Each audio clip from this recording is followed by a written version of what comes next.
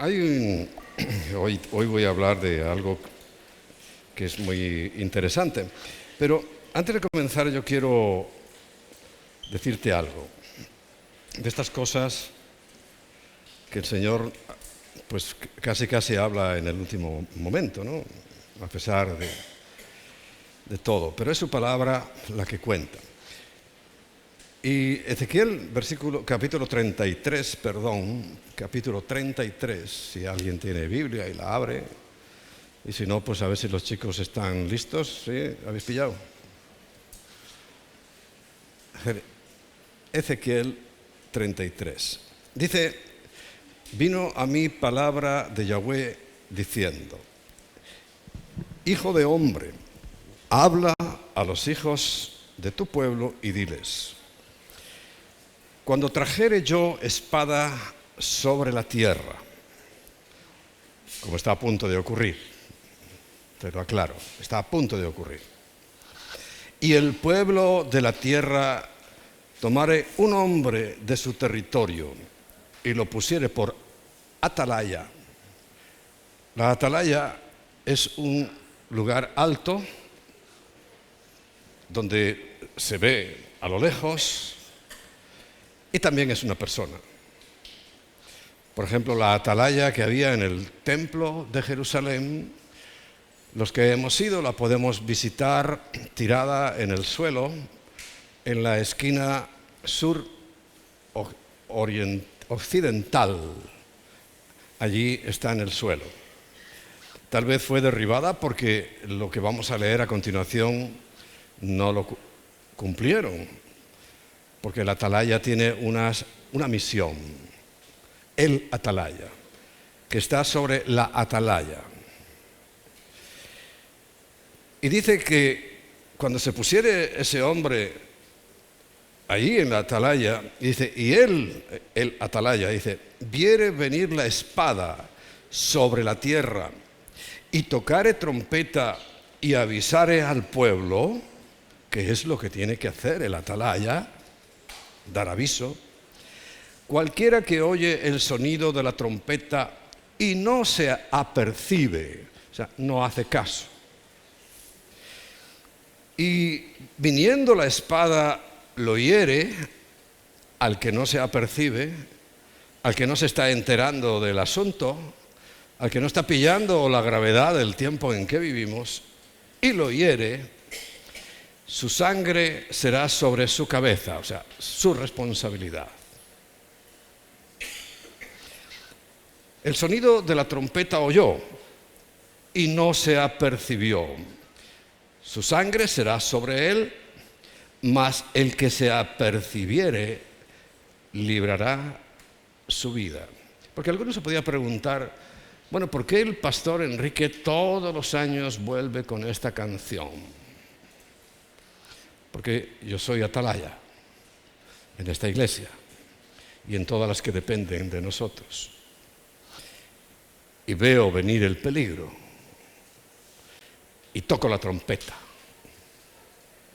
y doy la palabra de alerta para el que la oye, librará su vida. Hay una responsabilidad evidentemente del atalaya, porque dice, si el atalaya viere venir la espada y no tocare la trompeta, está tocando violines, está tocando música celestial, no se está enterando. Pastores que no se están enterando de este tiempo en el que vivimos y no tocaren la trompeta. Y por tanto dice, y el pueblo no se apercibiere. Y viendo la espada,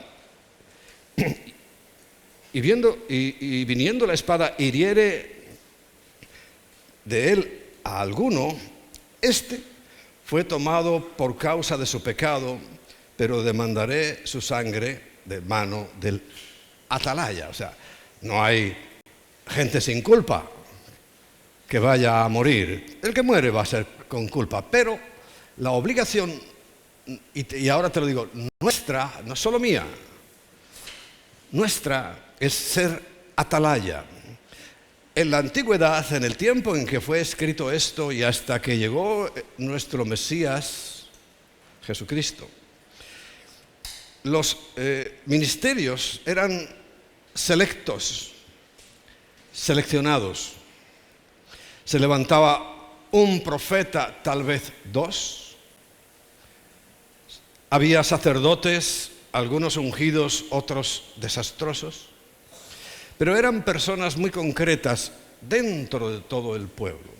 Pero precisamente la llegada de nuestro Mesías, del Mesías de Israel, al que rechazaron y siguen rechazando en su mayoría, y que nosotros hemos aceptado como nuestro Señor y Salvador, las cosas cambiaron. Ya no son igual, y una de las cosas que han cambiado es que ahora ya no hay un solo Señor que sea el atalaya, el profeta que profetiza o el sacerdote que advertía al pueblo en sus explicaciones de la Torá. Ahora somos todos. Tú eres atalaya y estás viendo venir el peligro. Por tanto, esto que estábamos hablando aquí es también obligación para ti. Advertir, tocar la trompeta, dar la voz de aviso. El que no le haga caso, y bien sabemos por la palabra que van a ser muchos, es problema de él. Pero nuestra obligación es tocar trompeta, es advertir, porque el peligro y la espada están a la vuelta de la esquina. Por eso, por favor, toma muy en serio tu papel de atalaya. Sigue diciendo el versículo 7. A ti pues, hijo de hombre, te he puesto por atalaya de la casa de Israel.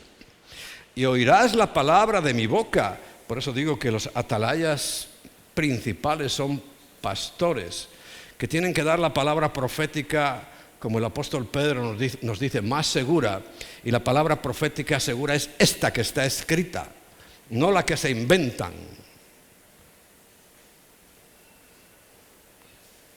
Recibirá la palabra y los amonestarás de mi parte. Y de parte del Señor estoy amonestando. Y de parte del Señor tú tienes que amonestar a los demás.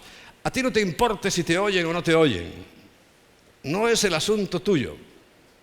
Nunca dice aquí que el atalaya tiene que ser responsable de que le oigan y de tomarlo y de llevarlo a la iglesia. No, nada de eso está escrito en ninguna parte. Porque hay diferentes ministerios y cada uno en su papel haremos que el resultado final sea satisfactorio para Dios. Y los amonestarás de mi parte. 8. Cuando yo dijere al impío, impío, de cierto morirás, si tú no le hablares para que se guarde el impío de su camino, el impío morirá por su pecado, pero su sangre yo la demandaré de tu mano, de nuestra mano. Y si tú avisares al impío de su camino para que se aparte de él, y él no se apartare de su camino, él morirá por su pecado, pero tú librarás tu vida. Por eso insisto e insisto e insisto en este mensaje, porque veo el peligro. Y te voy a decir algo más. Hoy es 7 de Av, en el calendario hebreo.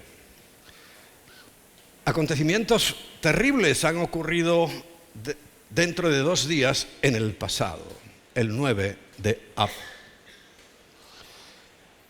El primer acontecimiento importante fue un gran daño que sufrió el pueblo en su fe, el pueblo de Israel en el desierto, cuando los espías enviados por Moisés, recuerda, eran 12, 10 volvieron con noticias nefastas, desalentadoras, y desalentaron al pueblo. Pero 2 de ellos, que además los menciona por su nombre, Josué y Caleb, volvieron con noticias de fe y dijeron, es cierto todo lo que acaban de decir estos. Los hombres son gigantes, la tierra las murallas son inexpugnables. todo eso que han dicho es verdad. Pero Dios es más poderoso que todo eso y Él puede arruinar y echar por tierra toda esa fortaleza y vencer a todos los gigantes. Y los vencieron. Por la fe de dos y por supuesto la de Moisés, que no le hizo caso a aquel mal mensaje. Pero ¿sabes qué día llegaron dando ese mal mensaje? Un 9 de Av. En el transcurso del tiempo, cuando el Señor dijo con claridad, ¿veis todo esto? Estaban presumiendo los discípulos del templo porque era, eso sí, ejemplar y majestuoso. Dice, ¿veis todo esto? Pues os digo que no quedará aquí piedra sobre piedra que no haya de ser derribada. Y se cumplió. Eso lo estaba diciendo en el año 33. Es el año clave para nosotros. No el día que nació. Tuvo que nacer, eso es evidente. Pero no es el día clave. El día clave fue cuando murió. Y fue en el año 33. Aunque no hay una certeza, porque ni el calendario actual sabemos dónde estamos. Pero bueno, contemos el año 33 porque es el año en que redimió al mundo del pecado. Ya cesó la profecía, esta incluida. Cesó todo porque empezó un nuevo pacto, una nueva etapa. Pues en el año 70, Tito, que luego sería emperador, entró a Jerusalén y arrasó el templo, no dejando piedra sobre piedra, entre ellas ese lugar de atalaya que estaba en el sur oeste, que hoy podemos ver en el suelo. Un 9 de Av. Unos años después, 65 años después, en el año 135, Jerusalén había quedado arrasada, pero no del todo. Y resulta que se levanta un nuevo Mesías, alguien llamado Bar Cosba, hijo de Cosba, porque la palabra Bar es hijo de, en hebreo. Y se levanta esa revuelta, los rabinos y responsables religiosos, como habían rechazado al Mesías verdadero, pusieron su esperanza en alguno más, pero sobre todo este Bar Cosba. Parece que era un hombre a lo mejor valeroso y buen guerrero, y encabezó una revuelta. Porque recuerda, una de las cosas por las que rechazaron a Jesús fue porque no entendieron los motivos de su visita. Creyeron la segunda parte, que venía como rey a liberar al pueblo y que iba a vencer a los romanos y a echarlos de su tierra.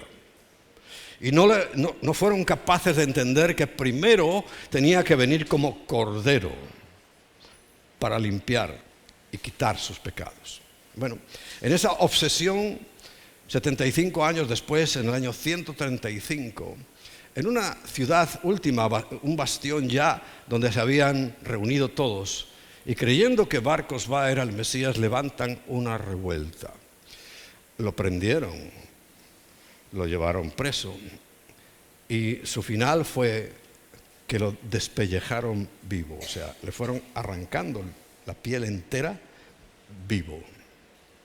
Por supuesto, esa rebelión fue sofocada y además el enojo, era el emperador Adriano, el enojo fue tal que mandó arar todo el área del templo, arar como si fuera una tierra para cultivar algo, y ya destruyó todo, acabó con todo. Como os dije la semana pasada, le cambió el nombre. Ya no quiso que se llamara Jerusalén, sino Aelia Capitalina. Y lo quiso borrar todo, arándolo, diciendo: no queda aquí ninguna señal, ningún rastro, y encarceló a los judíos. Fue cuando el famoso episodio del monte donde se refugiaron, donde había preparado su escapatoria Herodes, ¿recordáis? En Masada. Todo aquello fue en aquel tiempo donde ya fueron expulsados en todas las naciones. Fue un 9 de Av. Terrible para el pueblo de Israel. Mucho más cercano ya a nuestro tiempo, en 1492, cuando ya se terminó de expulsar a los judíos, que no fue solo expulsar, sino fue expoliar y matar. Cuando eso se termina, fue un 9 de Av en España. Y ya en Europa, un 9 de Av del año 1917, comienza la Primera Guerra Mundial. Aterradora. Esa ya tiene mucho que ver con las palabras del Señor. Y oiréis de guerras grandes y de rumores de guerras, como estamos oyendo permanentemente. Porque en el año 1939, cuando comenzaron a meter ya en campos de concentración y a eliminar judíos, fue un 9 de Av. De tal manera que pasado mañana es 9 de Av. He oído, casualidad, sonó la flauta, pero sí que también el pueblo musulmán árabe sabe de estas fechas. Y dijeron que el ataque esperado sobre Israel va a ser el 9 de Av, que es el próximo martes. Debemos orar. Dios puede cancelar eso, aplazarlo, que sea el 9 de Av o el 15. A nosotros, la verdad, no nos debe importar demasiado, más en el sentido de condicionarnos, porque va a pasar, eso lo tenemos clarísimo. Ahora, si es en esa fecha, viendo el historial que os acabo de contar, y es más largo, bastante más largo, pues podríamos decir, el martes puede ocurrir algo, no tanto para nosotros, sino para el mundo entero. Porque eso puede marcar ya el comienzo del conflicto definitivo y definitorio que marca primero la venida de nuestro Señor Jesucristo a buscar a su amada, a su iglesia, para después, 7 años después, venir por segunda vez, ahora sí, como todavía lo esperan los judíos, como rey poderoso, indestructible, que traerá la justicia y la paz. Pero eso va a suponer una gran catástrofe para este mundo que durante estos últimos 2000 años el Señor pacientemente ha estado esperando a que se arrepientan. Supongamos que el calendario está bien y que, por tanto, si son 2 días o 2000 años, desde el año 33 deberíamos contar hasta el 2033. Descuéntale 7 años. Suponiendo que esté bien el calendario, que me parece que no. Pero vamos a hacer la cuenta como si fuera así. Si al 2033 le quitas 7 años, nos quedamos en 2026. Estamos en 2024. Pero entre descuentos y historias puede ser que ya toque. ¿Por qué?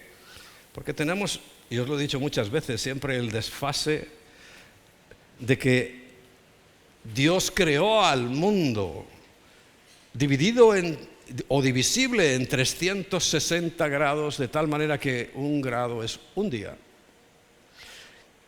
Se varió por el otro juicio anterior que Dios lanzó sobre la tierra por agua, donde clarísimamente, y lo he dicho muchas veces, no quiero repetirlo hoy otra vez, la masa de agua que cayó, no en forma de lluvia, dice claramente que las cataratas de los cielos fueron abiertas y cayó como un golpe sobre la tierra, inclinó el eje 5 grados. Por tanto, para hacer el mismo recorrido que antes lo hacía en 360 días, como se inclinó 5 grados o 5 días, hoy necesita 365 grados o 365 días para hacer ese mismo recorrido. Es la razón por ese desfase, pero ese desfase cuenta. Por eso, la exactitud del tiempo. Bueno, el Señor lo dice claramente, nadie sabe exactamente el día ni la hora, porque es que ya sabéis que yo he tratado de investigar por todos los medios, por todas las posibilidades, para saber en qué día estamos, porque es como una obsesión además que tienen muchos investigadores. Pero he llegado a la conclusión de que no hay forma de saber en qué día estamos. No sabemos si estamos en 2024, si como dicen, en vez de en el año 0 nació Jesús, fue antes, pues ya se nos desfasó, porque ha habido cambios en el calendario. Pero bueno, ese no es el asunto nuestro, no nos debe preocupar si hay 2 años, 4 años, hasta 6 años de diferencia, dicen algunos que puede haber. Allá, el asunto es que sigamos cumpliendo nuestro papel de atalaya. El papel que nos ha sido asignado por el Señor, ya no a una persona o a 2, sino a todo su pueblo, a todos sus hijos. Como sabéis, el mundo está dividido en 3 grandes bloques, y no estoy hablando de política, ni del norte, ni del sur, ni de rojos, ni de azules. Estoy hablando de la gran división que la Biblia nos presenta de la humanidad. Y hablando de un tema que no era exactamente el propósito de esta enseñanza, sino el propósito era aclarar sobre la ley, si debían comer o no comer, lavarse las manos tantas veces o no, rituales. Pablo nos da una píldora preciosa, 1 Corintios capítulo 10, versículo 32, que traigo otra vez a vuestro recuerdo, porque allí es donde secciona en 3 partes todo lo que hay en este mundo. Y dice, a causa de la comida, ¿no? Pero no importa la excusa, la realidad es esta: no seáis tropiezo, y no debemos ser tropiezo nunca a nadie, pero aclara, ni a judíos, porque eran los principales protagonistas de la escena de la discordia, judíos, que si comían, no comían, se lavaban o no se lavaban. Coma, ni a gentiles. De tal manera que esos son los 2 grandes grupos que habría sobre la tierra: los que creen en Dios, aunque ya sabemos lo que pasa, y los que no, que son todos los que no son judíos. Pero el Señor siempre ha tenido misericordia, y precisamente el rechazo de Israel, de su presencia, cuando Él llegó a la tierra para ser el Cordero que salvara sus vidas y que no lo aceptaron, pues maravillosamente Juan en su Evangelio, en el capítulo 1, versículo 12, nos dice nuestra clave, la nuestra. Mas a todos los que le recibieron. Por eso nosotros hablamos de recibir a Cristo. ¿Cómo? A los que creen en su nombre. Recuerda, hace unos días hablé, y tenemos que tener mucho cuidado. Los de la primera parte son convencidos. Sí, hacen la oración, reciben, lo que tú le dices, pero luego no creen. La prueba la tenemos en esas parábolas de enseñanza que el Señor nos da cuando la semilla cae en el camino y no pasa nada. Cae entre piedras, y crece un poquito, pero tampoco pasa nada. Luego cae entre espinos, en buena tierra, pero entre espinos, y define claramente los espinos qué es. Y es lo que hoy veo que está atormentando a muchos, es los afanes de esta vida. Veo a muchos afanados, preocupados, pero como no tenemos mucha capacidad, porque estamos bajo maldición, aunque hayamos recibido a Cristo, no tenemos mucha capacidad todavía para poder enfrentar varios asuntos a la vez. Entonces no podemos enfrentar los asuntos de nuestra vida cotidiana con preocupación, con angustia y al mismo tiempo servir a Dios. Recuerda que también el Señor nos lo dice, no podéis servir a dos señores. Y lo dice específico, clarito, a Dios y el otro señor son las riquezas. Lo que hay aquí, el mundo. No podemos. Pero mira que lo intentamos, ¿verdad? Porque tenemos que aprender a descansar en Él por completo. Por completo. Entonces llega la segunda parte. A los que creen en Él. A los que le creen a Él. Entonces sí, dice, nos ha sido dada la potestad, el derecho, por así decirlo, ganado por Cristo, de ser hechos hijos de Dios. Y esas dos partes juntas es lo que hace un convertido, no un convencido, no alguien que entiende, le gusta, participa, sino un convertido, dispuesto a lo que el Señor le pida, dárselo. Es la gran diferencia. Mucho cuidado, porque hay algo que el Señor nos dice claramente. Nosotros tenemos la responsabilidad de que tanto judíos como gentiles pasen al tercer grupo, que es la iglesia de Dios. Malos los anteriores, malísimos.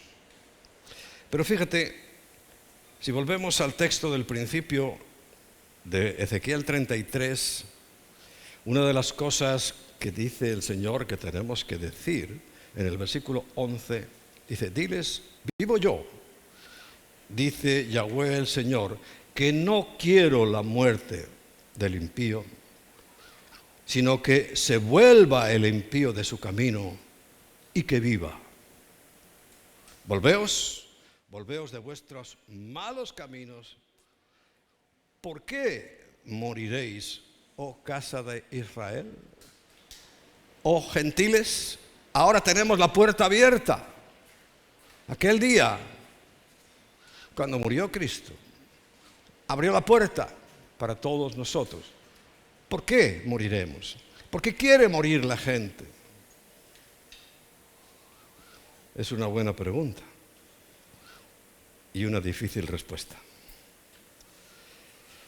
Pero lo cierto es que en este panorama dramático en el que estamos viviendo,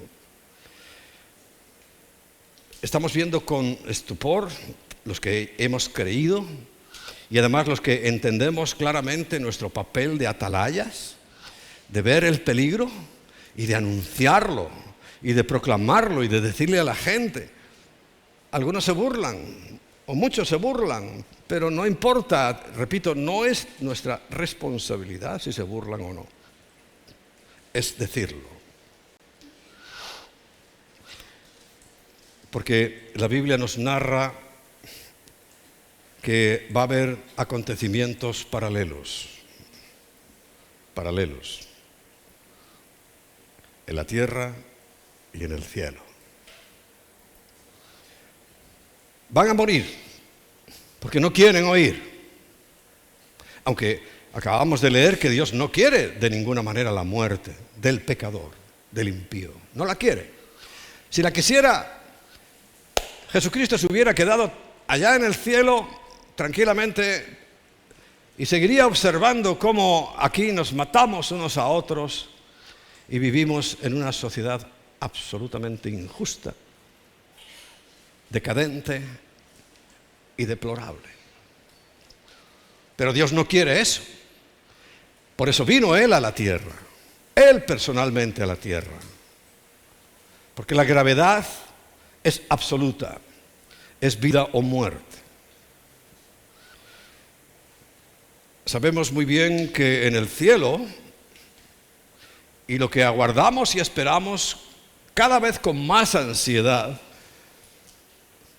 es el rapto.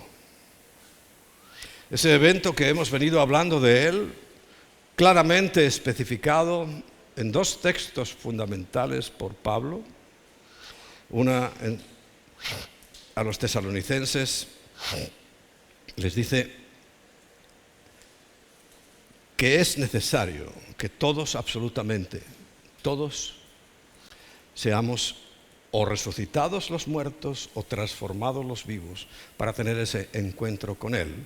Y a los corintios, en 1 Corintios 15, claramente les dice ese mismo mensaje, pero además especificando ya detalles que no traeremos hoy porque quiero concentrar nuestra atención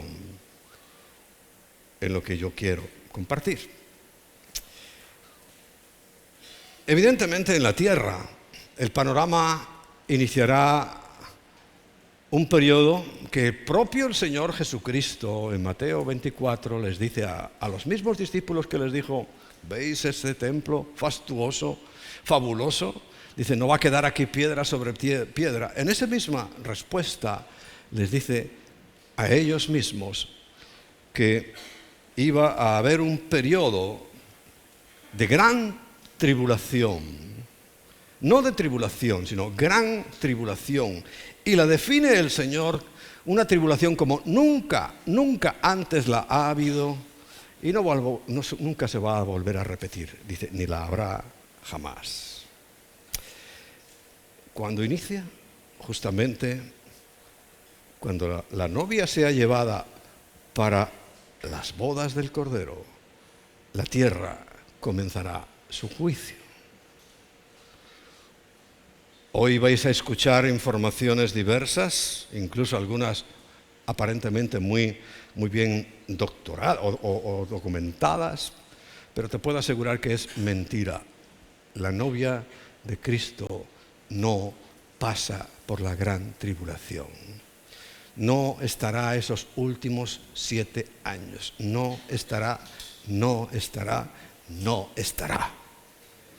Pero los engañadores que quieren robar nuestra esperanza, que quieren robar la esperanza de los poquitos que la tenemos, muy bien documentados, porque la Biblia, si no la tomas en serio, puede dar pie para todo. Y puedes tomar unos pocos versículos, o a lo mejor uno solo, para traer una nueva doctrina que cambie la interpretación. Por si acaso alguno ha caído ya en esa red, sí va a haber convertidos después de que la iglesia se vaya. Ya lo creo. Montañas de convertidos. Cuando la iglesia se vaya, esto no acaba. Y muchos convencidos, ahí sí pasarán a ser convertidos. Pero voy a recordarte otra vez algo que no puede abandonar tu mente, tu pensamiento. 1. Esa gente si no va a ser llevada por el Señor Jesucristo en ese día, es porque no aceptaron que la sangre de Cristo les salvaba. No lo aceptaron. Le han puesto peros, condicionantes, añadiduras, para, en definitiva, no aceptar la realidad del Evangelio, que es que Cristo murió por nuestros pecados. Y murió y ya está muerto. Y ya resucitó y ya está en los lugares celestiales. Y por cierto, nosotros hacemos ese mismo recorrido. Nos falta el último, aunque en fe dice que ya estamos en los lugares celestiales. Ya estamos allí, sentados juntamente con Él en los lugares celestiales. Eso dice Efesios capítulo 1.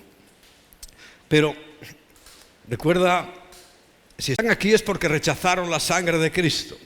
Pero la Biblia dice, el Señor dice categóricamente, y esto no cambia, que sin derramamiento de sangre no hay vuelta atrás de los pecados. No hay remisión de pecados. Entonces todos los que rechazaron la sangre de Cristo van a tener que pagar con su propia vida y derramando su propia sangre. Y lo van a hacer. Es una oportunidad última. Y yo no la veo muy agradable, ser decapitado.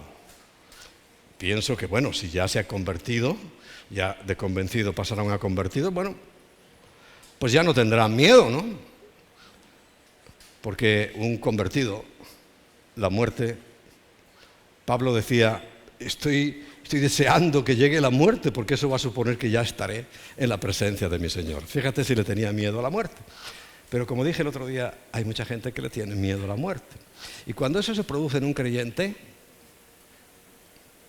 tiéntate la ropa, porque a lo mejor solo no lo eres. Eres un convencido. Porque un convertido es que la muerte es el paso ya último y definitivo para estar con el Señor. Bueno, no es el último, porque aún tienen que volver, recoger su cuerpo y todos para arriba. Con los que hayamos quedado vivos, que seremos transformados. Pero es ya un paso definitivo. Y Pablo, recuerda, deseaba. Yo ya quiero partir para estar con el Señor, pero sé que todavía tengo cosas que hacer por aquí, así que me quedo. Lo que te toque, no te preocupes, porque para un creyente no es ninguna desgracia que quieran matarte, al contrario, te están adelantando la presencia del Señor. Pero paciencia, porque si eres un instrumento útil y todavía este oficio de atalaya es el más básico y todos lo tenemos que hacer. Todos tenemos que cumplir esta. Si tú entiendes la gravedad del tiempo en que vivimos, tienes que hacerlo sin preocuparte. En segundo lugar, tendrán que cumplir la ley. Claro, ya ante las circunstancias y las situaciones que van a vivir, van a cumplir la ley como corderitos. Como corderitos, sin rechistar. Pero claro, pasarán grandes dificultades. Hay dos fases en esa tribulación del que hablaba el Señor. La primera parte es tribulación, sobre todo para el pueblo de Dios, o para los que van a ser el pueblo de Dios. Y la segunda parte es gran tribulación para todo el mundo. Ahí sí verán una faceta de Dios que no quieren ver. La ira de Dios. Mira, si el amor de Dios solamente piensas que es buenismo y que Él traga con todo y que pasa todo, no. La ira viene y es parte de su amor, su justicia es parte de su amor, y te puedo asegurar, no hay justicia si al mismo tiempo que la ley no se establece un castigo. No hay justicia. Y Dios es sobre todo justo y sobre todo, ¿qué nos pide? Hacer justicia. De las tres grandes demandas, recuerda, es la primera. Podría ser el orden inverso, de decir, bueno, lo primero que quiero es que todo el mundo se humille ante mí. No, los puso en el sentido de que hacer justicia es lo más importante. Y recuerda, la justicia, si nos lleva aparejada un castigo, unas consecuencias, no es nada. Nada. Y Dios, claro que tiene amor. Por eso lleva 2000 años esperando, o algo menos. Porque si tenemos que esperar al 2033, aún nos falta un tiempito. Pero, recuerda,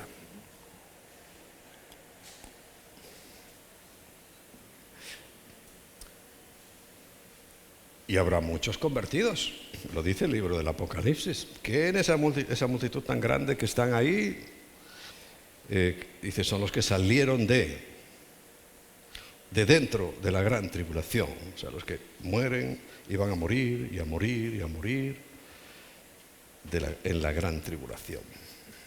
Ahora bien, pues la Iglesia, y te cuento en esta mañana un poquito por encima, ¿qué planes tiene Cristo con nosotros? Como título informativo. Lo primero, todo hombre y todo ser humano va a tener que comparecer ante un tribunal. Todos. Sin excepción. Aquí tanto como judíos, gentiles y la Iglesia de Dios tendrá que pasar por un tribunal. Así lo dice en 2 de Corintios capítulo 5, versículo 10. Porque es necesario que todos nosotros comparezcamos ante el tribunal de Cristo, para que cada uno reciba según lo que haya hecho mientras estaba en el cuerpo, sea bueno o sea malo. Mira, te destaco algo muy importante. Ese tribunal recibe diferentes nombres en la Biblia. Y el tribunal del que está hablando ahí, la palabra es Bema, que es el lugar, y ahora en las Olimpiadas lo estamos viendo, en los Juegos Olímpicos, que estamos a punto, no sé si han terminado o terminan hoy. Bueno, es Bema. Ese tribunal no condena a muerte a los que no ganan, sino que premia a los que ganan. Ese es el tribunal. Y es el lugar donde los jueces entregan los premios a los atletas. Es como el tribunal escolar. Cuando uno va a un examen, pues tampoco matan a los que no aprueban, sino que le dan el premio a los que sí aprueban. Pero hay otros que no aprueban. Hay otros que no reciben su recompensa. Hay otros que van a quedar excluidos de este asunto. Como ya sabéis, pero no quisiera hacer hoy demasiado hincapié para aprovechar al máximo el tiempo, pero en 1 Corintios también, bueno, también no, porque estamos hablando de 2 Corintios. En 1 Corintios, en el capítulo 3, entre los versículos 11 al 15, dice cómo funciona ese tribunal. Y esto sí tenemos que tenerlo muy claro. Ese Bema, ¿cómo funciona? ¿Qué es lo que vamos a tener que enfrentar? No estoy hablando de salvación, no te confundas. Ahí no es que se presente toda la humanidad y diga, no, es tú salvo y tú no. Algunos dicen eso, una barbaridad, pero lo dicen, como otras muchas barbaridades que dicen. Pero ese tribunal funciona, primero, exclusivo y excluyente, porque nadie puede poner otro fundamento. No se puede poner el fundamento de Buda, no se puede poner el fundamento de las buenas obras, no se puede poner el fundamento del humanismo, del buenismo. Nadie puede poner otro fundamento que es el que está puesto, punto. El cual es Jesucristo. No hay nada más que decir. Fundamento, donde está asentada tu vida, donde está asentada nuestra vida. Si no es Cristo, si tú estás escuchando o aquí sentado inclusive y pensando, sí, bueno, pero hombre, si me porto mal, Es que a mí me fastidia decir esto, pero es que es la verdad. Te vas a ir igual con Cristo. Porque alguno puede pensar, entonces yo me porto como sea. No tientes la suerte, no tientes al Señor. Porque si estás pensando que puedes hacer lo que quieras, te vuelvo a decir, tiéntate la ropa, que a lo mejor no eres cristiano. Porque un cristiano lo que está pensando es cómo hago para ser atalaya, cómo hago para suplir necesidades de otros, cómo hago para vivir una vida honrada y decente. ¿Qué es lo que se espera de un cristiano? No que diga, bueno, si es así, mira, yo sigo con mi adulterio, yo sigo con mi fornicación, sigo con mi vida de borracheritas y mira, esta mañana me ha costado levantarme porque es que estuve en la droguería de drogas, ¿no? Me refiero de drogas de las de aquí, no como en Colombia, que es en la farmacia, no. Lugares de perversión. Si tú piensas que por ahí anda tu sitio, tiéntate la ropa, porque no eres creyente. Eres un convencido, pero no un convertido. Porque un hijo de Dios ni se plantea pisar esos lugares. Ni siquiera con la excusa de evangelizar. Hay que tener mucho cuidado con eso. No es el lugar para evangelizar. En medio de la euforia de la droga, en medio de la euforia del alcohol, la gente no oye. Puede haber casos que sí, puede. Pero hombre, ni el sentido común te dice que puedas ir allí a evangelizar.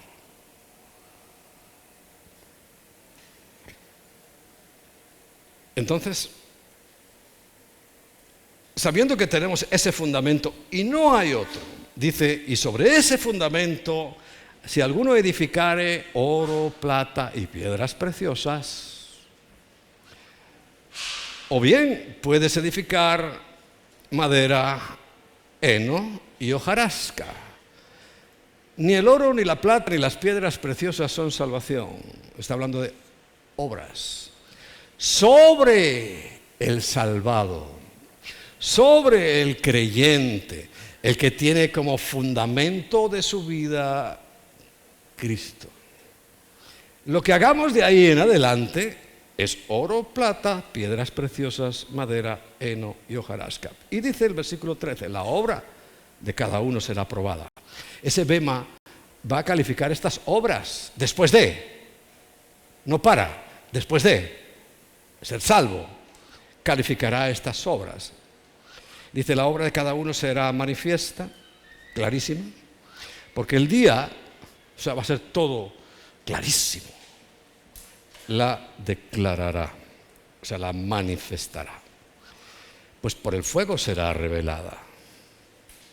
Por el fuego. Y la obra de cada cual, la obra, siempre aquí dice obra, no dice nada de salvación. Sea cual sea, dice, el fuego la probará. Si permaneciere la obra de alguno que sobreedificó, recibirá recompensa, no salvación, recompensa. Pero ¿cuál te crees que va de esos 6 materiales que nos menciona, cuál va a permanecer? El oro, que necesita el fuego para ser refinado, la plata, que necesita el fuego para ser refinada, y las piedras preciosas, que necesitan el fuego para ser formadas. La madera, el heno y la hojarasca se perderán. 15. Y si la obra de alguno se quemare, él sufrirá pérdida. Pero no está hablando de salvación, porque sigamos leyendo. Si bien él mismo será salvo. ¿Ves cómo esto no tiene nada que ver con la salvación? Ni por obras, ni por nada de nada. Él mismo será salvo, aunque así como por fuego. Recompensa para los que tratamos de almacenar oro y plata y piedras preciosas, ¿cuál será? Eso hay que averiguarlo cuando estemos allí. Nunca dice en ninguna parte de la Biblia, suponemos, pero no dice, mira, esto y esto y esto, y porque los otros también serán salvos. Y ser salvo, ¿cómo podíamos entenderlo? ¿Que están en el cielo? Pues yo participo de ese pensamiento, pero también va a quedar gente en la tierra. Cuando llegue el milenio, esos 1000 años, aquí va a haber gente. Y además, sensible al pecado como somos nosotros. Por eso no creo que sean esos salvos. Yo no me inclino por ese pensamiento. Sino que estarán en el cielo. ¿Cómo? ¿Dónde? ¿Y haciendo qué? Hay que averiguarlo cuando estemos allí. Ahora, yo siempre estimulo para que, seamos un poco sabios y vayamos a por lo mejor. Y vayamos a por la recompensa. No por la pérdida, sino por la recompensa. Esas cosas que hacemos, esas obras que van a ser juzgadas, pues mira, te voy a dar otro versículo para que tengas esa seguridad de que aquí no estamos hablando de salvación, sino de obras. En Romanos capítulo 8, versículo 1, después de la lucha que nos presenta Pablo, su lucha personal contra su propia carne, su propio pecado, llega a la conclusión en el capítulo 8, versículo 1, que ahora pues ninguna condenación hay para los que están en Cristo Jesús. No hay condenación, porque ya Cristo pagó. Y las cosas no se pagan 2 veces, se pagan una. No hay condenación para los que están en Cristo Jesús. Los que no andan conforme a la carne, madera, heno y hojarasca, sino conforme al Espíritu.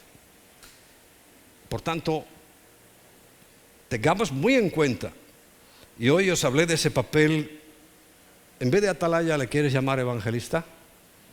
Llámale así. Porque es lo mismo. Es lo mismo. Atalaya que evangelista. Evidentemente tiene que ver con nuestro servicio, porque no se juzgan pecados. Y vuelvo a darte otro texto, en 1 de Pedro, capítulo 2, versículo 24. 1 de Pedro, capítulo 2, versículo 24, dice: quien llevó él mismo nuestros pecados en su cuerpo sobre el madero. Los tuyos, los míos, los de toda la humanidad, los llevó. Para que nosotros, estando muertos a los pecados, vivamos a la justicia. Y además dice, y por cuya herida fuisteis sanados. Cada vez que presento la Santa Cena, os lo digo, por sus llagas es que has sido sanados. No por la calidad o cantidad de gritos que alguien le dé a tu cuerpo, a tus enfermedades. No, es por sus llagas hemos sido sanados. Repito, el oro, la plata y las piedras preciosas en mi entender es el amor, el celo, la sinceridad, la búsqueda sobre todo de la gloria para Dios, de la gloria para Él. Y no solo cantando como hacemos cada vez que nos reunimos, sino viviendo una vida que le agrade a Él. Y por supuesto hay un defecto muy grande entre los creyentes, cristianos, sí, cristianos, que es que edificamos, ¿cuál sería el madera, heno y hojarasca? Pues egoísmo, orgullo, ser contencioso, ser envidioso, ser codicioso. En definitiva, seguir viviendo como si nada hubiera pasado en tu vida. Y aquí reconoce que sí ha pasado. Sí ha pasado. Pero, repito, en ese tribunal de Cristo, en ese bema, unos recibirán recompensa y otros sufrirán pérdida, pero recuerda, siendo salvos así como por fuego. Entonces, bueno, esto es una de las luchas que nosotros enfrentamos toda nuestra carrera como siervos de Dios, y sobre todo los que tienen ese don y esa paciencia pastoral para quitar de nosotros el egoísmo, el orgullo, la contención, la envidia, la codicia, la avaricia y todas esas cosas que sí vemos entre los hijos de Dios. Voy a terminar aquí. Hay mucho más que decir, pero también tenemos algunos días más. No muchos, no muchos. Pero algunos días más podemos tener. Y quiero terminar aquí para que, una vez más, quizá alguno nunca oyó este tipo de reflexión y hoy sea el día en que ha llegado a tu vida, a tu corazón y tú digas, caramba, tengo que revisar muchas cosas en mí. Tengo que ver, porque primero hemos establecido dos grandes diferencias, una convencido y otra convertido. Y dentro de los convertidos establecemos otras dos clases. Los que hacen su vida es para la gloria de Dios y los que es para ellos mismos. Viven para sí. Esta mañana cuando venía volví a poner una canción muy antigua, pero que me encanta, que dice, si notas que he aprendido a estar solo, si notas que no camino contigo, que ya no me importa nada, dice, recuérdamelo y aún repréndeme porque sé que es para mi bien. Esa es la segunda parte. El que vive para sí ha entendido perfectamente que la sangre de Cristo es lo único que lo salva, pero vive para sí. Vive para Él. Y eso nos pasa a muchos. Fijaos yo con mi carácter, cómo tengo que revisar eso y decirle, Señor, hay momentos que hay que estar solo, pero ahí no está hablando de eso, sino caminar al margen, fuera del plan de Dios, que es amplio y generoso. Es una de las cosas que tenemos que revisar. La primera es si eres realmente convertido. Y si lo eres, si estás viviendo para la gloria de Dios, que será oro, plata, piedras preciosas. O si sigues viviendo para ti, que será madera, heno y hojarasca. Yo creo que nadie quiere esa segunda parte para sí. Pero la realidad es que si lo menciona en la Biblia, es porque es así. Es porque todavía no hemos logrado alcanzar ese nivel de responsabilidad como Pablo lo entendió. Mas ya no vivo yo. Él dice, yo ya no vivo. Es Cristo el que vive en mí. Cuando tú entiendes eso, la segunda parte de ese versículo, 2 Corintios 5, 17, lo entenderás más. Y lo que ahora vivo aquí en este mundo, en la carne, lo vivo en la fe del Hijo de Dios. Y Él se entregó a sí mismo. No tuvo en cuenta ser Dios mismo, sino que despojó su gloria temporalmente para venir a la tierra. Por eso en esta mañana te invito a esas dos cosas. Quizá tú estás aquí. Sé que hay unos pocos, tal vez lo máximo que he visto ahí es que 300 personas ven este mensaje en YouTube, que cambien su vida de ser un religioso convencido y pasen a ser un convertido. Uno que vive por y para Cristo. Y ese mismo religioso deje de serlo porque el religioso vive para agradarse a Él. El mayor egoísta es un religioso que cree que sus prácticas las costumbres de su religión, los planteamientos que su religión tiene, eso es lo máximo. Y le dices, no, Dios tiene otra cosa. Y dice, no importa, yo tengo esta religión. Hay una persona que yo cada vez que nos vemos sigo compartiéndolo. Y precisamente ese es su argumento. No, yo tengo mi religión. Bueno, su religión, hombre, yo estoy orando por él, nos hemos conocido por algo, pero qué duro. Su religión es más importante que Cristo.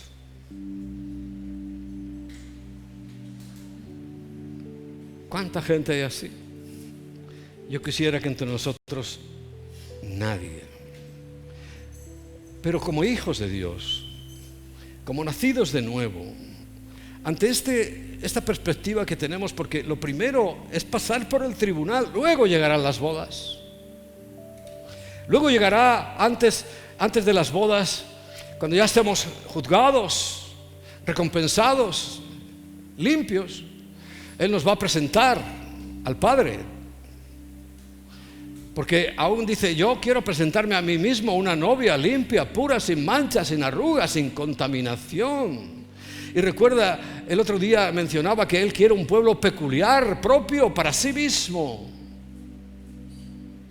pero también para presentárselo al Padre, a su amada esposa, a su novia. Te invito a que nos puestos en pie tengamos esa capacidad de reflexión y esa oportunidad que todavía tenemos de cambio.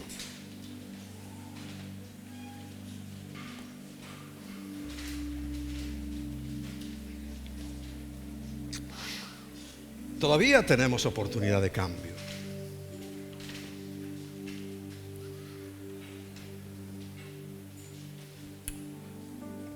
Y no sé por qué me preocupan tanto los creyentes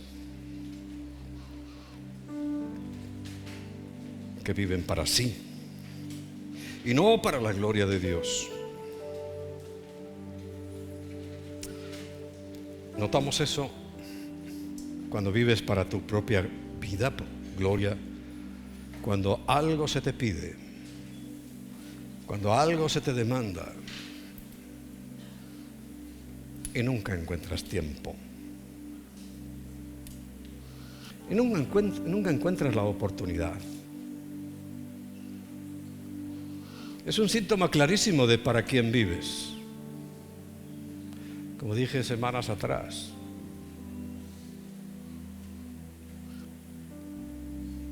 Mateo,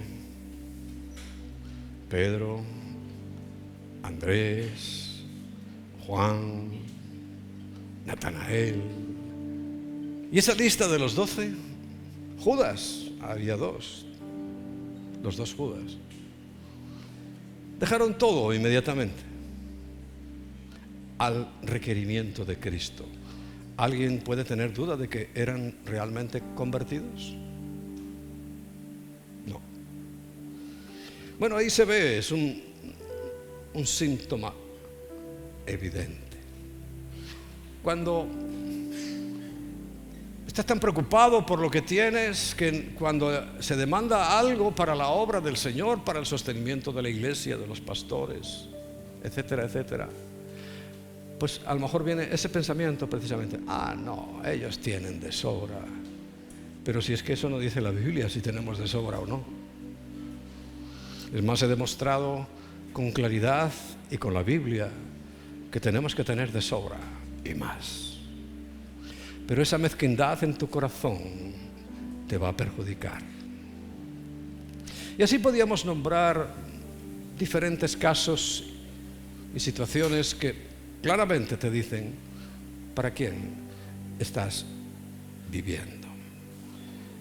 Si estás almacenando heno, hojarasca, madera, por muy buena que sea, siempre se va a quemar. Cuando debes decir, Señor, el hacer tu voluntad sé que es oro, plata y piedras preciosas. Así que juntos Ahí yo te estoy hablando para estimular tu mente, tu corazón, y pienses estas cosas. Tal vez todavía sigues pensando, eres hijo de Dios, pero piensas que tú puedes servir a dos señores y a las riquezas. Cuando la Biblia dice que es imposible, ninguna posibilidad. Ahora sí puedes servir a Dios con tus riquezas, sí, eso sí.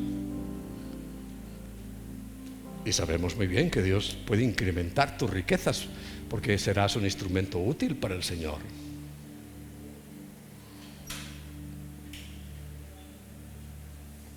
Así que juntos venimos hoy, Señor, estamos aquí porque tú nos has atraído hacia ti, porque eres tú el que nos llamas, porque por todos moriste, por todos entregaste tu vida, por todos sacrificaste tu estancia en la gloria celestial para venir a esta tierra árida.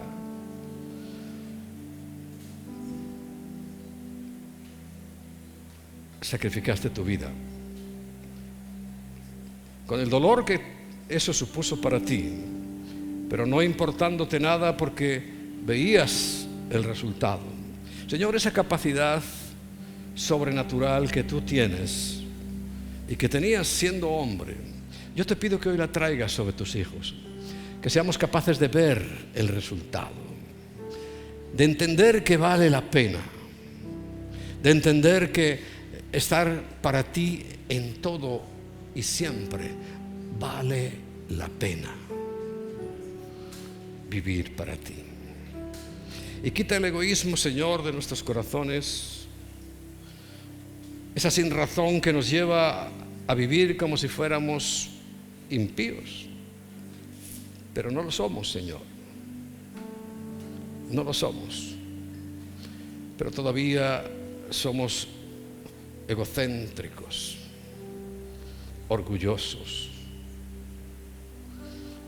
llenos de sentimientos corrompidos. Hoy te pido que nos perdones, Señor, y que arranque una nueva oportunidad para nosotros. Sabemos que no estaremos solos, sabemos que la presencia, tu presencia, Espíritu Santo, es la que hará que todas esas obras de maldad y de iniquidad que no agradan para nada al Señor se anulen, se cambien y nos convirtamos absolutamente a ti. Vamos a levantar nuestras manos como esta última parte.